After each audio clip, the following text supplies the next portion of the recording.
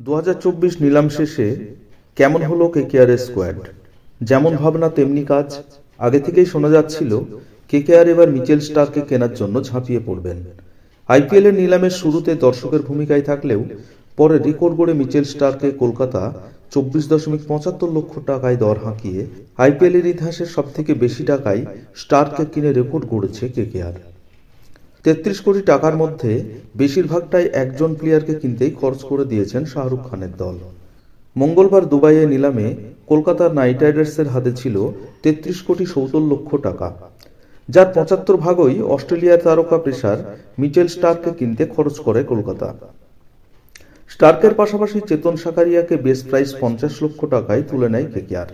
গৌতম গম্ভীর নিলামের টেবিলে গুজরাটের সঙ্গে পাল্লা দিয়ে একেবারে 25 কোটির দোরগোড়ায় গিয়ে স্টার্ককে কিনলেন। এতে অনেকে বলছেন নিলামের টেবিলে নিজের ইগোকে তৃপ্ত করতেই এত খরচ করে বসলেন গম্ভীর। কারণ এর আগে আইপিএলে বেশিরভাগ সময় চোটের কারণে মাঠের বাইরে থেকেছেন স্টার্ক।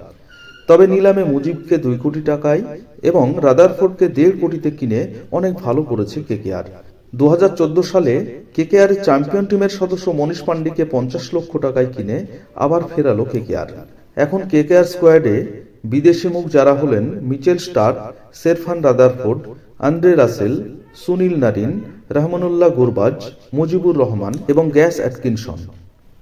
নতুন মুখ হলেন রমনদীপ সিং, সাকিব হুসেন, হর্ষিত রানা এবং শিখর ভরত। আসুন এবার কেকেআর এর ফুল স্কোয়াড দেখে নিই।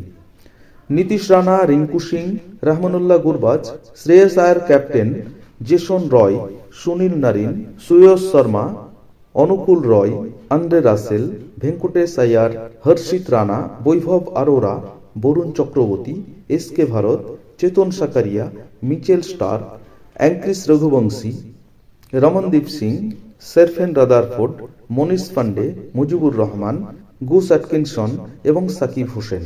2024 কেকেআর স্কোয়াড নিয়ে খুশি শাহরুখ খান এবং গৌতম গম্ভীর।